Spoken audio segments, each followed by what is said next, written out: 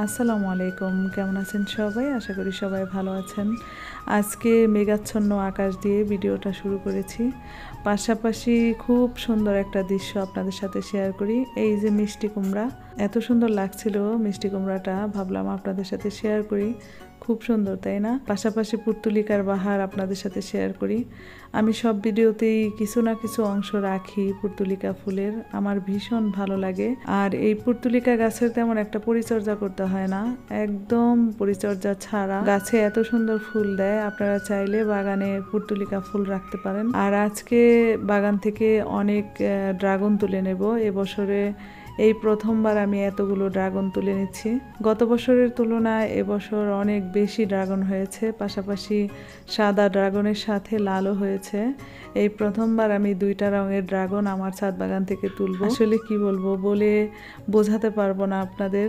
এত ভালো লাগে গাছ থেকে ফুল ফল তুলতে, খুব ভালো লাগে। কষ্ট তো হয়ই, কিছুটা কষ্ট তো হয়ই, ছাদ বাগান করা সহজ কথা নয়। তো যাই হোক, আজকের ভিডিওতে ভয়েস ওভার করেছি খুবই তাড়াতাড়ি। জানি না আজকের ভিডিওর ভয়েস আপনাদের কাছে কেমন লাগবে। যদিও আজকের ভিডিওটা খুবই ছোট, এখন চেষ্টা করি ছোট ছোট ভিডিও আপনাদের সাথে শেয়ার করার জন্য।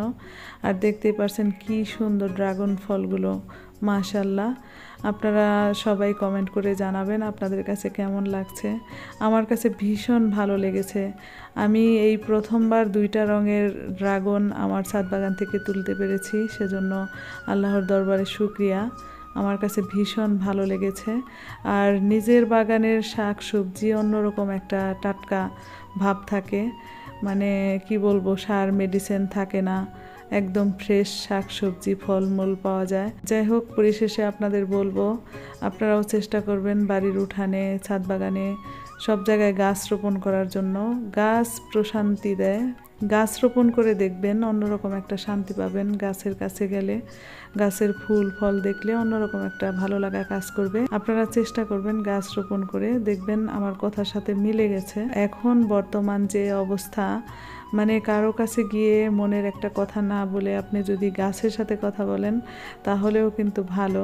এখন কারো সাথে কথা বলা যায় না, কথা বলবেন একরকম, হয়ে যাবে আর এক রকম। আমি কিন্তু গ্রাম অঞ্চলে থাকি, আমি কারো বাসায় যাই না, একা একাই থাকি। বলতে গেলে গাছের সাথে থাকি, একা একা থাকি না, গাছের সাথে থাকি। আমার একাকিত্ব দূর করে গাছ। গাছের সাথে কথা বলি, গাছে পানি দেই, গাছের পরিচর্যা করি, এভাবেই দিন কেটে যায়। যাই হোক, আপনাদের সাথে কথা বলতে বলতে ড্রাগন ফলগুলো তুলে নিয়ে আসছি, পাশাপাশি কলমি শাকও তুলে নিয়ে আসছি। কলমি শাকের একটা ভর্তা রেসিপি আপনাদের সাথে শেয়ার করব। তার আগে ড্রাগন ফল দুইটা আপনাদের সাথে কেটে শেয়ার করি। খুবই সুন্দর দুইটা কালার, একটা লাল সাদা। ভিতরটা কেমন হয়েছে আপনাদের একটু দেখাই।